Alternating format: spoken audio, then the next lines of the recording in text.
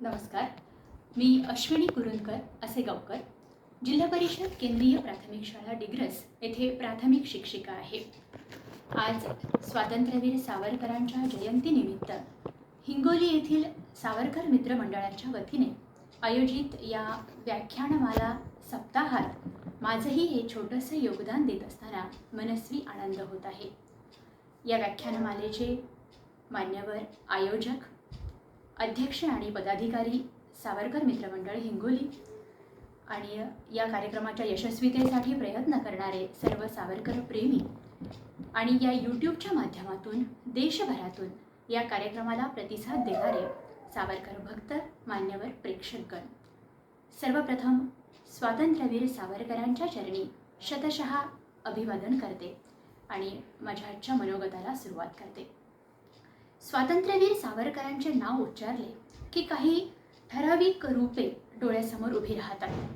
निस्सीम त्यागाची मूर्ती म्हणजे सावरकर, प्रखर देशभक्तीचे रूप म्हणजे सावरकर, अंदमानामध्ये प्रचंड यातना सोसणारे आणि तरीही मातृभूमीवरच्या प्रेमात मात्र तसूभरही कमतरता न येऊ देणारे स्वातंत्र्यवीर सावरकर, प्रखर हिंदुत्वाचा पुरस्कार करणारे एक तेजस्वी पर्व म्हणजे विनायक दामोदर सावरकर.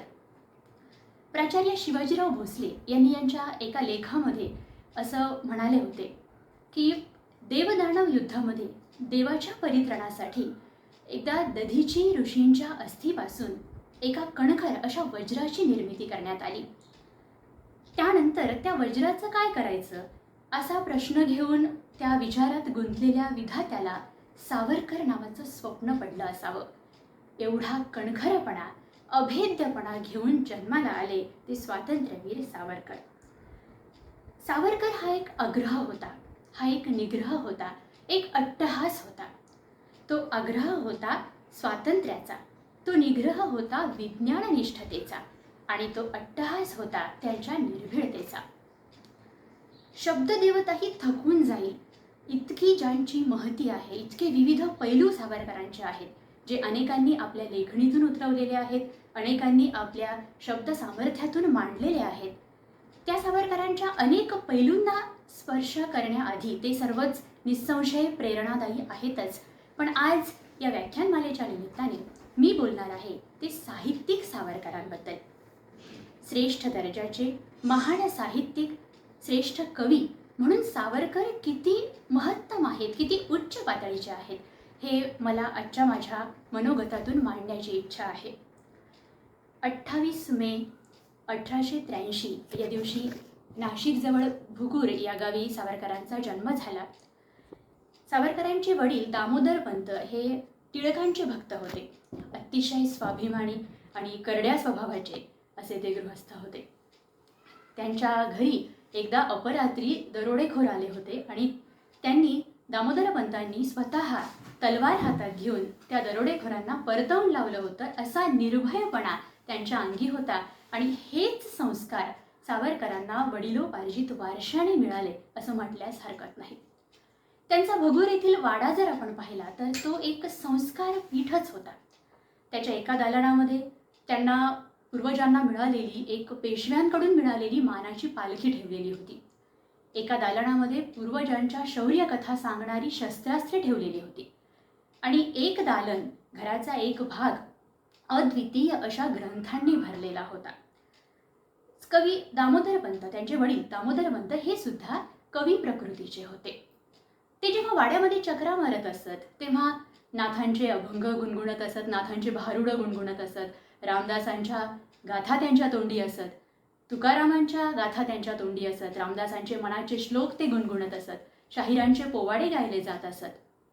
म्हणजे मराठीचा हा सगळा साज शृंगार छोट्या विनायकच्या कानावर बालपणीच त्याच्या पडत गेला.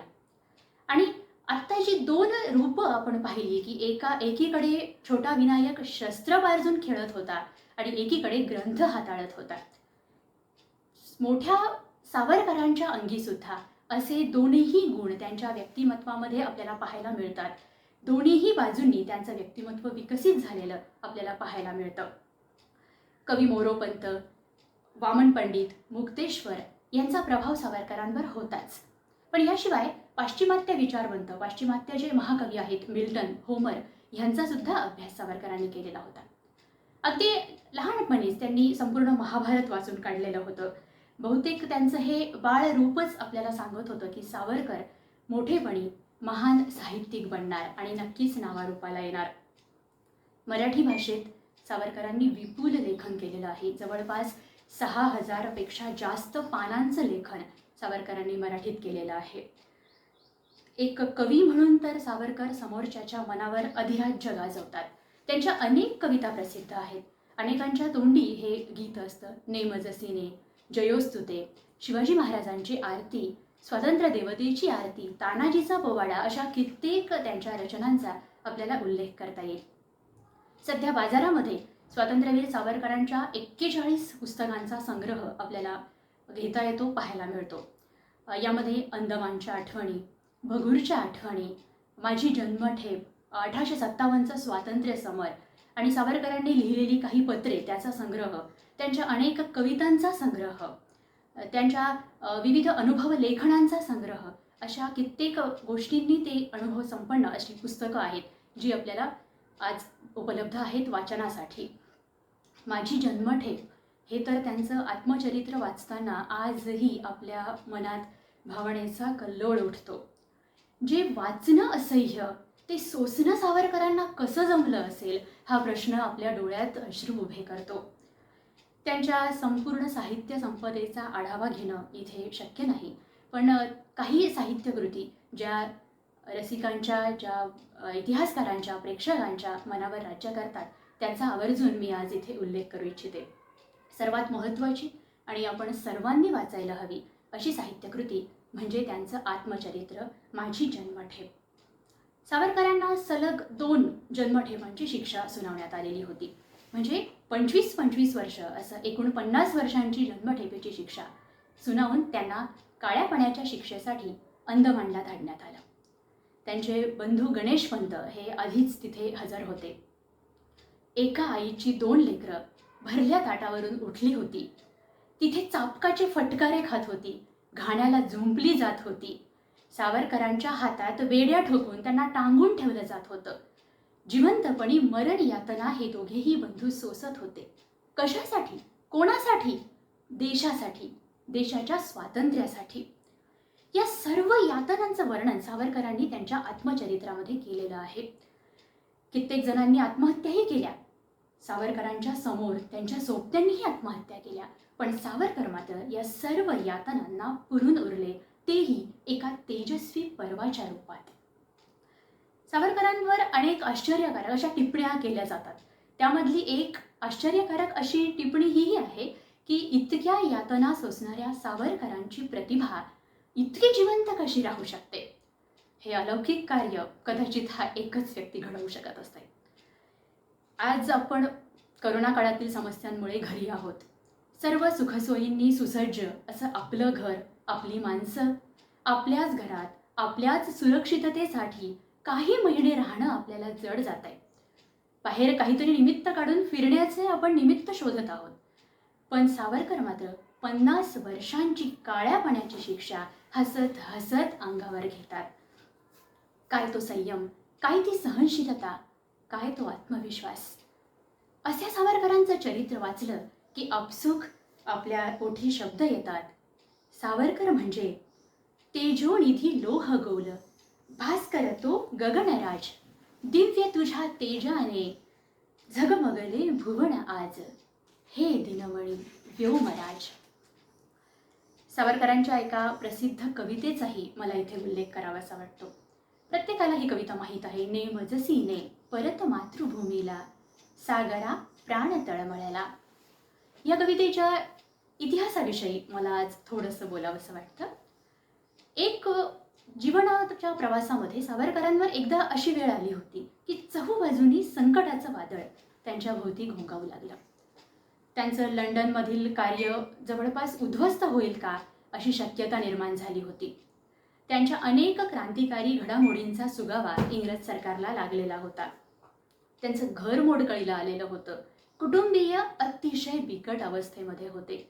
दोन्ही भाऊ पकडले गेल्याचा एक मोठा धक्का या कुटुंबियांना बसलेला होता आणि स्वतः सावरकरांना देखील आपण 100% पकडले जाणार याची खात्री होती. बरं, पकडले गेल्यानंतर आपण पुन्हा मायदेशी नेले जाऊ का याबद्दल कुठलीही शाश्वती नव्हती.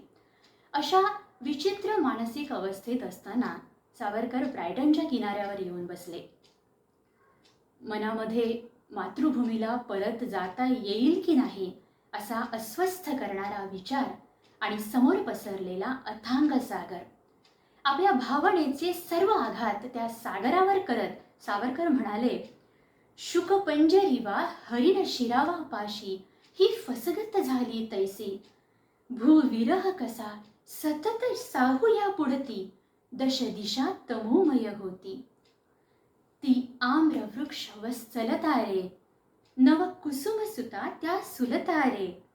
तो बाल गुलाबही आतारे, फुलबाग मला हाय पारखा झाला, सागरा प्राण तळमळला. यातील शेवटचं कडवं तर प्रत्येकाच्या काळजाचा ठाव घेणारा आहे. अतिशय आर्ततेने सावरकर सागराला विनवणी करतात की मला मायदेशी परत नाही. पण ही आर्तता दीनवाणी नाही. आक्रमक आर्ततेने सावरकर म्हणतात, हे आंग्ल भूमी भय भीतारे, अबलान माझी ही मातारे. कथिल हे अगस्तीस आतारे, जो आचमणी एक क्षणी तुझ प्याला. सागरा प्राण तळमळला. या तुफानी काव्याचा रचयिता एक आणि एकच असू शकतो, विनायक दामोदर सावरकर. अशीच एक अंगावर रोमांच उभे करणारी दुसरी कविता आहे सावरकरांची, ती म्हणजे जयोस्तुते. सावरकरांच्या कवितेची आपल्याला काही वैशिष्ट्य सांगता येतील. ती म्हणजे त्यांच्या कविता अतिशय छंदबद्ध आहेत, वृत्तबद्ध आहेत, लय तालबद्ध आहेत. प्रत्येकाच्या ओठी सहज गुणगुणाव्यात अशा लयीत त्या कविता मांडलेल्या आहेत. अनेक संस्कृत प्रचूर शब्दांचा तिथे उपयोग केलेला असतो. शिवाय भारतीय इतिहासातील आणि भारतीय संस्कृतीचे, प्राचीन संस्कृतीचे अनेक संदर्भ आपल्याला सावरकरांच्या कवितेमध्ये पाहायला मिळतात. आणि म्हणूनच ही कविता सहज असली तरी सुगम नाही. सावरकरांच्या कविता केवळ वाचून समजत नाहीत. म्हणूनच आम्ही हा अट्टहास धरतो की सावरकरांचं साहित्य केवळ न वाचता त्याचा अभ्यास केला जावा. त्याची नितांत येणाऱ्या पिढीला सुद्धा गरज आहे. सावरकर म्हणतात, जयोस्तुते श्री महन्मंगले शिवास्पदे शुभदे, स्वतंत्रते भगवती त्वामहं यशोयुतां वंदे. ही कविता म्हणजे फक्त देशप्रेमाने उथंबलेली देशभक्तीपर कविता असं एकच स्वरूप त्याचं नाहीये, तर स्वातंत्र्य देवतेची आरती या स्वरूपात सावरकरांनी त्याची रचना केलेली आहे. याशिवाय छत्रपती शिवाजी महाराज आणि पेशव्यांचा इतिहास, मराठ्यांचा जाज्वल्य इतिहास याचाही सावरकरांवर प्रचंड प्रभाव होता. छत्रपती शिवाजी महाराज म्हणजे तर आपल्या सर्वांचं दैवतच. अनेकांनी आजपर्यंत छत्रपती शिवाजी महाराजांच्या चरित्रावर, जीवनचरित्रावर लेखन, वक्तव्य केलेलं आहे. पण सावरकरांच्या रचनेला मात्र तोड नाही. सावरकर म्हणतात, हे हिंदू शक्ती संभूत दीप्ततम तेजा, हे हिंदू तपस्या पूत ईश्वरी ओजा, हे हिंदू श्री सौभाग्यभूतीच्या साजा, हे हिंदू नरसिंहा प्रभू शिवाजी राजा. याशिवाय सवाई माधवराव पेशवे यांच्या जीवनचरित्रावर प्रकाश टाकणारा सुद्धा एक काव्यप्रकार सावरकरांनी रचलेला आहे. फटका या काव्यप्रकारातून सावरकर माधवराव पेशवे यांची संपूर्ण कारकीर्द, त्यांच्या पेशवाईला सावरण्याचं जे महत्त्वाचं कार्य माधवरावांनी केलेलं आहे त्याचं वर्णन अतिशय चपकल आणि सुरेख भाषेमध्ये सावरकर करतात. केवळ कविताच नाही तर प्रत्येक साहित्य प्रकारामध्ये सावरकरांची प्रतिमा अतिशय उंचावलेली आहे. अतिशय उच्च दर्जाच्या साहित्य निर्मिती सावरकरांच्या नावावर आहेत. मी सांगितलेल्या पुस्तकांप्रमाणेच अनेक नाटक आहे, काही संवाद लेखन आहेत, पत्रलेखन आहेत, स्फुटलेखन आहे, ज्याचं वाचन आपल्यासाठी नितांत गरजेचं ठरतं. इथे एक आवर्जून उल्लेख करेन मी ते 1857च्या स्वातंत्र्य समर ह्या सावरकरांच्या पुस्तकाचा. या पुस्तकाबद्दल सुद्धा एक छोटासा इतिहास आहे. ते म्हणजे 1857चा उठाव झाला. तो उठाव इंग्रजांनी बऱ्याच प्रमाणामध्ये चिरडून टाकला. तो फारसा यशस्वी असा होऊ शकला नाही. या उठावाला 1907 मध्ये 50 वर्ष पूर्ण झाले. तेव्हा आपण अर्थात ब्रिटिशांच्याच गुलामगिरीमध्ये होतो. भारतीयांचा आपण चिरडलेला उठाव आणि भारतीयांवर आपण मिळवलेला सर्वात मोठा विजय, अशा पद्धतीने हा दिवस इंग्रज लोक साजरा करू लागले 1907 मध्ये, जेव्हा 50 वर्ष पूर्ण झाले होते तेव्हा. ही गोष्ट देशभक्त सावरकरांना अर्थात मान्य होणारी नव्हतीच. कारण 1857च्या उठावामध्ये भारतीयांचं जे योगदान होतं ते समाजासमोर येणं अत्यंत आवश्यक होतं. ती स्फूर्ती, ती प्रेरणा त्या समाजाची गरज होती. हीच गरज हेरून स्वातंत्र्यवीर सावरकरांनी 1857चे स्वातंत्र्य समर हे पुस्तक लिहिलं. त्यांनी सर्वप्रथम या उठावाला स्वातंत्र्य समर असं नाव दिलं आणि त्या पुस्तकामध्ये झाशीची राणी लक्ष्मीबाई, तात्या टोपे, मंगल पांडे आणि इतर अनेक जणांच्या योगदानाबद्दल अतिशय विस्तृत असा त्यांनी उहापोह केला. आणि त्यांच्या तेजस्वी शब्दांनी जणू या सर्व वीर नेत्यांना श्रद्धांजलीच वाहिली. आपण हे साहित्य वाचावं आणि सावरकर समजून घ्यावे ही येणाऱ्या पिढीकडून नक्कीच अपेक्षा आहे. हाच आमचा प्रयत्न आहे, हा अट्टहास आहे. सावरकर अतिशय पुरोगामी विचारांची कास धरणारे होते. विज्ञाननिष्ठ असे समाज सुधारक होते. अनेक सामाजिक चळवळी सुद्धा सावरकरांनी आपल्या खांद्यावर पेलल्या. समाज सुधारणेच्या चळवळींकडे आज मी जाणार नाही, पण मला आवर्जून उल्लेख करायचा आहे तो म्हणजे मराठी भाषा शुद्धी चळवळीसाठी सावरकरांनी दिलेले योगदान. त्यांनी मराठीमध्ये केवळ लेखनच नाही केलेलं, तर मराठीवर त्यांनी मनापासून प्रेमही केलं. आणि ह्याच प्रेमापोटी मराठी भाषेच्या शुद्धीकरणाची फार मोठी चळवळ सावरकरांनी उभी केली. त्यांचं एकच म्हणणं होतं की जिथे जिथे शक्य असेल तिथे तिथे आपल्या भाषेतील शब्द आपण वापरले पाहिजेत. इतर भाषातील शब्दांना त्यांचा विरोध नव्हता आणि स्वतः केलेल्या संशोधनाचाही त्यांना गर्व नव्हता. ते सहजतेने म्हणायचे की जिथे जिथे तुम्हाला मराठी पर्यायी शब्द सापडतो तो तुम्ही वापरावा, तरच आपली भाषा जपली जाईल. अनेकांनी ह्यावर टीकाही केली. त्यांचा आणि दत्तो पंडितांचा वादही येथे प्रसिद्ध आहे, पण तरीही सावरकरांचं योगदान नाकारता येत नाही. अनेक भाषांमधून मराठीत प्रचलित झालेल्या शब्दांना, जवळपास 45 शब्दांना सावरकरांनी पर्यायी समान शब्द दिले. आज ते आपण सहज वापरतो, पण सावरकरांना मात्र विसरतो. सावरकरांच्या राजकीय आणि धार्मिक विचारांबद्दल काही मतभेद असतीलही, पण त्यांना सुद्धा सावरकरांचं मराठी भाषा शुद्धीकरणासाठी दिलेलं योगदान आणि मराठी साहित्यासाठी दिलेलं योगदान मान्य करावंच लागेल.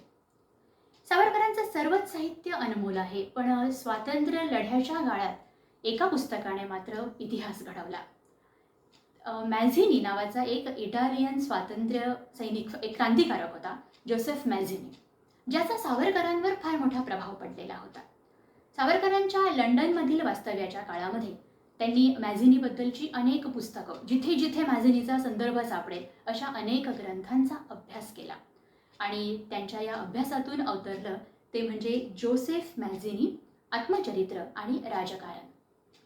या पुस्तकाने समाजावर इतका प्रभाव पाडला की ह्या पुस्तकाच्या प्रस्तावना लोकांनी अक्षरशः मुखोद्गत केल्या. ह्या पुस्तकाच्या अनेकांनी पूजा केल्या, अनेकांनी पालखीतून डोक्यावर घेऊन ह्या पुस्तकांची मिरवणूक काढली. मॅझिनी आणि रामदास ह्यांची, समर्थ रामदास यांची तुलना करताना सावरकर म्हणतात की महाराष्ट्रात जन्मलेल्या मॅझिनीला रामदास म्हणतात, तर इटलीमध्ये जन्मलेल्या रामदासाला मॅझिनी म्हणतात. त्यांच्या प्रस्तावनेला अनेक ठिकाणाहून विरोधही झाला. नंतर ब्रिटिश सरकारने त्यांच्या ह्या पुस्तकावर अर्थात बंदी आणली, पण शेवटी साहित्य कुठेही लपत नाही. सावरकर आणि त्यांचं साहित्य कायम तेजाने तळपत राहिलं.